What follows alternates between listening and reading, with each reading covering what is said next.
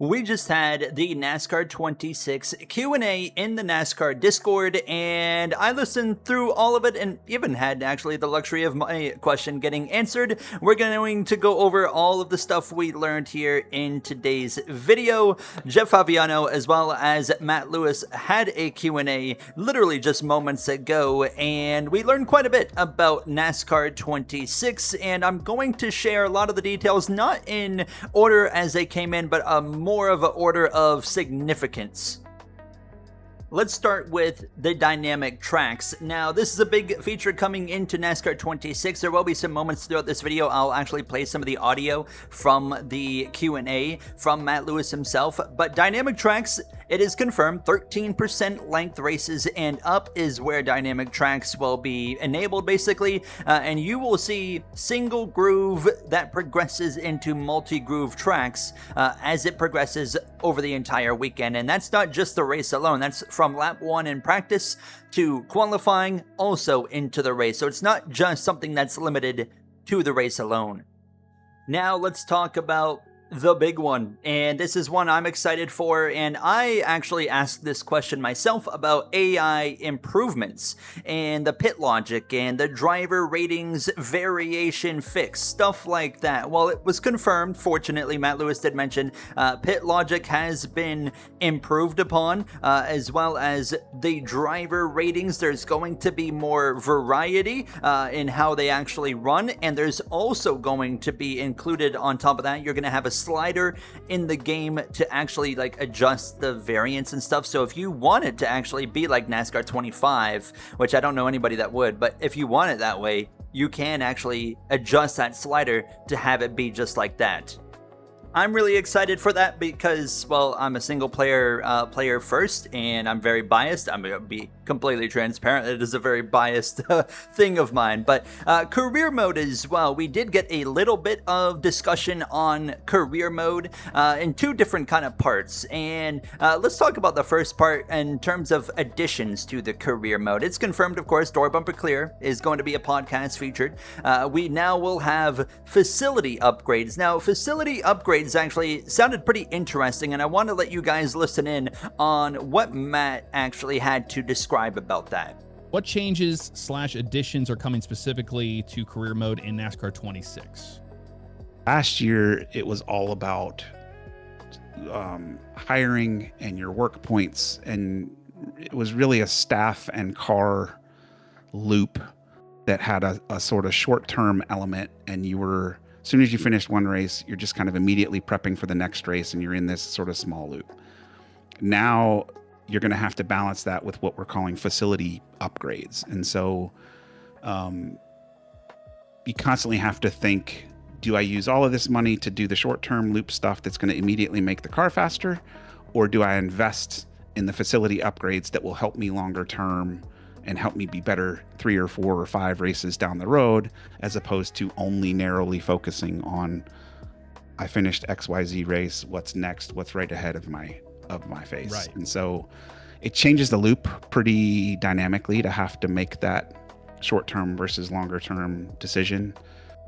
Now, beyond that, we also got confirmation that the peak performance training mode is also implemented in career mode, and there can kind of be like some small challenges that come along with that as you're going through like different series and like learning the different characteristics and how those kind of series are going to drive, or how that vehicle is going to drive in the series, I should say. But that wasn't it for the career mode, because actually earlier in the Q&A, there was a question about career mode. Can we race for real teams? Can we hire drivers onto our own team? Will there be a silly season? Stuff like that. A lot of big questions that a lot of people, including myself, have had as well coming into NASCAR 26. Now, right off the bat, let's get one thing out of the way. It is confirmed you cannot drive for real teams, unfortunately, in NASCAR 26 career mode. I hope that's a NASCAR 27 thing, but it is confirmed you cannot join real teams. Now, when it comes to hiring drivers, you're not going to be able to do that either.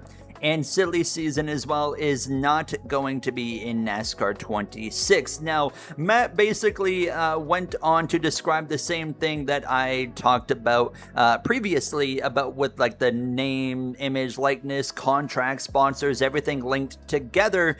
And I'm going to play his just detail of it because I think it will be way better for you guys to hear directly from him about the complications of silly season versus just hearing it from me.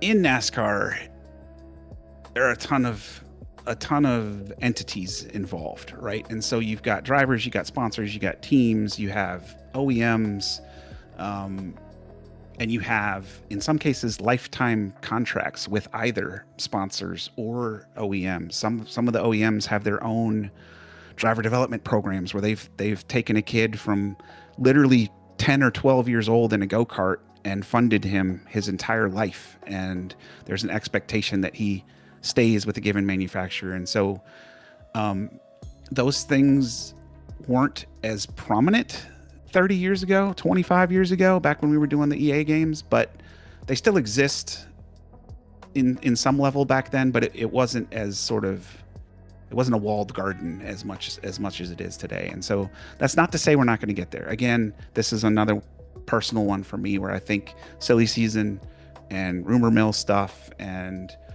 all of that, you know, X driver is retiring and there's a shot to take over his ride and all those things. That goes back to what I said earlier, where it's all about the emotion and the immersion of career mode. And so we want to get there. We will get there. We've had some meaningful conversations this season, actually, with the NASCAR teams and NASCAR themselves, and everybody's on board. It's just, again, we've got to come up with the right design and start working on it over time so that we can ultimately get there. You heard something really important though, and that was that everyone is on board to actually make this happen, silly season in the future. And that is really good to hear from me, because it says, okay, there's actually a want for that to actually happen going forward, because I was a bit worried that it was just something that wasn't even, really even being considered. Next up, we know there's going to be a physics overhaul in NASCAR 26, and they would just talk about that briefly, mentioning that the bulk of the overhaul is actually in the tire model, basically kind of where the traction kind of breaks, especially under brakes, because in NASCAR 25, you can just slam the brake pedal. I get away with it all the time on the road courses, and they talked about how they really worked on making it easier to kind of, have those tires slip and not be able to just mash the brake pedal, for example, on a road course, and you're actually going to lock up by just slamming down on that brake pedal. Stuff like that. A lot of the physics overhaul was focused on that tire model and making that just a bit more realistic in terms of the tire slip and the traction slip going forward, which that is another good thing, because I'm really excited to actually have to modulate my brakes and throttle as well going into not only the road courses, but, short tracks as well, like a Martinsville or a Richmond. Now, another thing that people have been asking was about DNFs, as well as like terminal damage in the game, like blown tires. It was confirmed. Unfortunately, there's not going to still be blown tires in NASCAR 26 for the player, I should say. And of course, AI, we already know, can DNF. That was already confirmed. But the player cannot actually DNF. That is confirmed. And basically, they can leave the race. That is considered like a DNF. So if you want to go into a race, you can't simulate races in career mode still, but if you go into a race, you can DNF the race by just leaving the race, and then it will take you on to the next event. So if you want to skip some track you don't like, and I'm going to do this a lot because, I'm going to have to a storyline of where I do, truck series and O'Reilly series, like a part-time schedule while I'm a full-time cup driver. Obviously, I don't want to do all the races in those series. So now I'll just be able to go into those series, enter the race, leave it, move on to the race that I want to actually do. So that's something I'm definitely looking forward to being implemented in career mode. And obviously the next step's just being able to simulate those races, and also back on the tires. We want blown tires, hopefully, especially by NASCAR 27. We also got confirmed there will be new replay cameras. I'm going to take this as also replay system has been improved. I know they said last game that was something they really wanted to improve upon for NASCAR 26, because there was only one part of NASCAR 25 that was just actually not, like, downright not good at all, and that was the replay system. I mean, it was very flawed, so I'm really looking forward to seeing the improvements going into NASCAR 26 for that, but we aren't going to get like a photo mode or anything like that. That is also confirmed.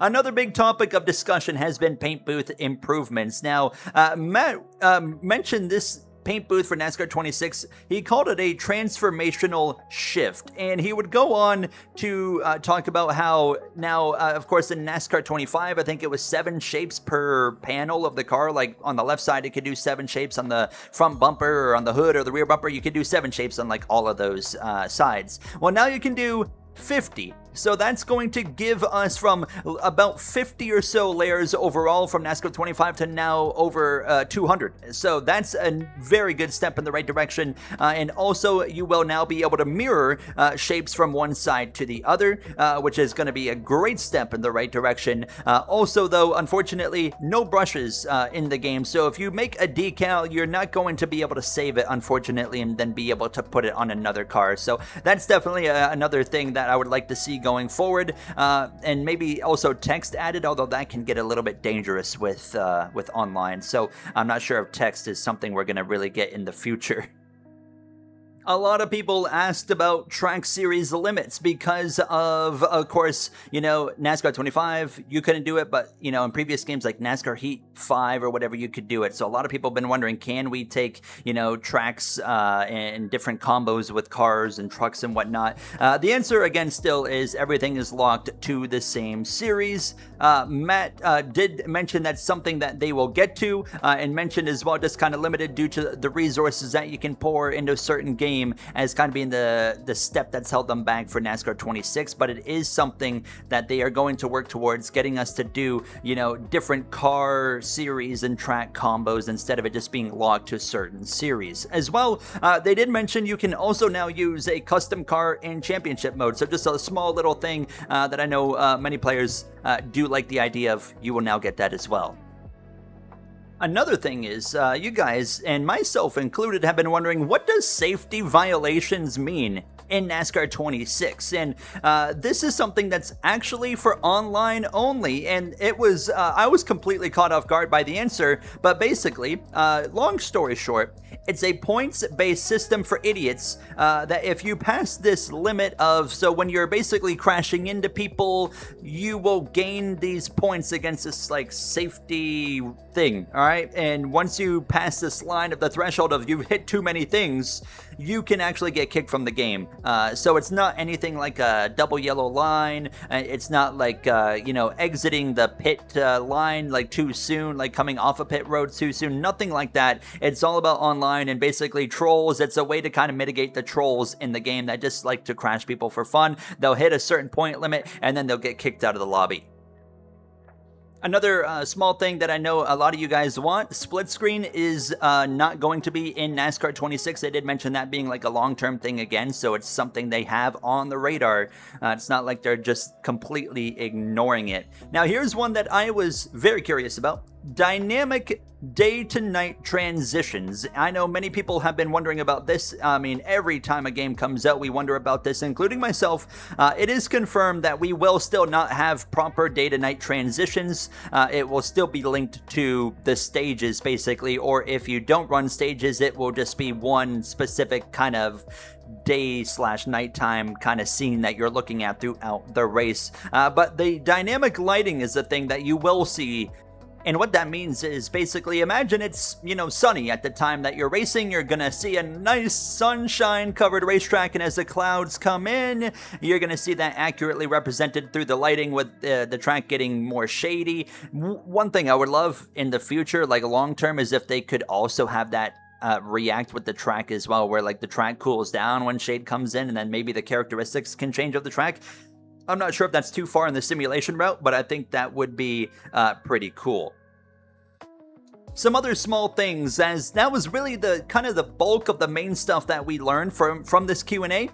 We had some confirmation that the involved in caution screen is in fact literally just a little screen that just shows who's in the caution. Matt actually would mention that this is to kind of hold us off while there is no caution replay, so I'm hopeful that means something in the future that we might actually get those caution replays. And other small things such as confirm there's not going to be any manual driving in pit road caution laps, or under caution laps I should say. You're not going to be able to pace around, you're not going to be able to drive in the pits, you're not going to be able to drive around in the garage. But Matt also went on to mention that some of those things would be cool to do going forward, and something as well that could still happen, such as the example of driving out of your pit stall in practice or qualifying, stuff like that. And I would love to see little things like that. I don't want to have to drive under caution. I've done that in iRacing, and I've literally given up iRacing officials on oval because I just got so tired of pacing around under caution. So I mean, I myself wouldn't want to see it, but I can certainly understand players that would. A few other small things to kind of wrap things up. PC and console, it is confirmed, will release at the same time. On top of that, we as well are going to be seeing force feedback improvements. Actually, I'll let Matt talk about some of the force feedback improvements right here.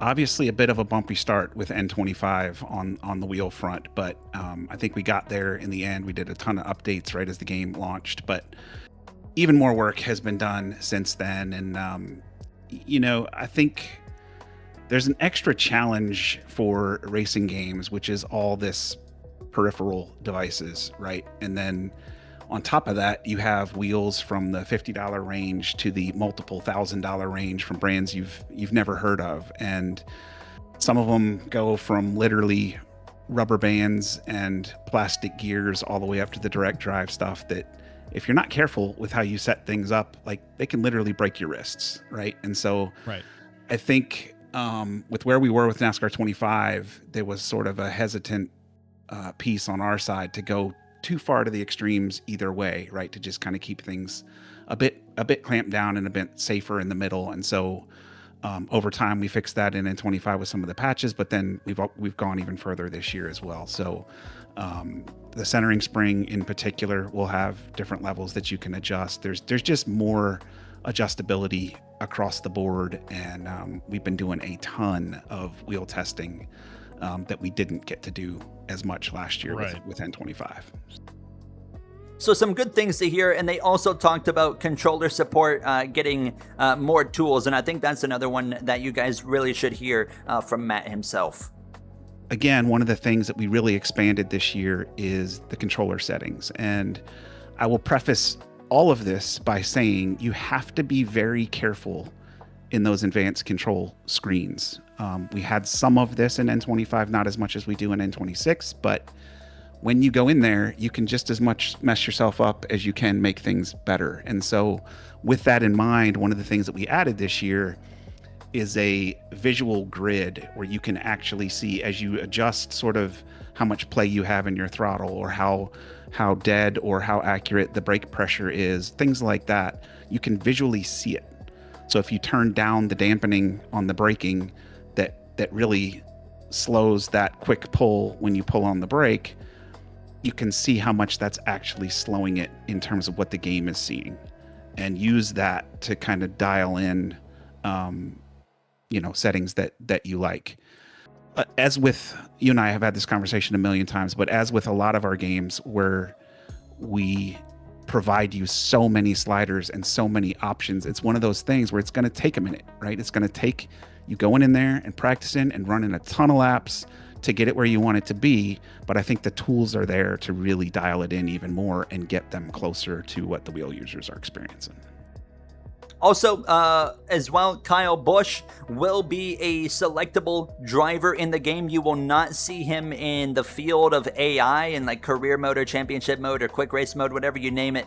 He's not going to be an AI in those races, but he will be a driver you can select. And there will also be a Kyle Busch sticker, tribute sticker that you can actually put on your car in the paint booth as well. I think that's really cool. I think that's just overall a really nice touch to pay tribute to an absolute legend of our sport. And as well, we got some more confirmations like crossplay. You know, we are going to be able to toggle it on or off. So if you are on PC, you're not going to be forced to race with people on Xbox. You can have it to where you just race with guys on PC, for example. So if you want to race with your platform only, you have that. But if you want to race with Xbox or PlayStation racers, you have that option too. And of course, it works the same way for all platforms. And as well, we've gotten confirmation that there's some more dev diaries on the way that are going to really dive into a lot of the meat of this game, such as like the new tire model that we talked about earlier with the physics, like stuff like that. They're really going to dive into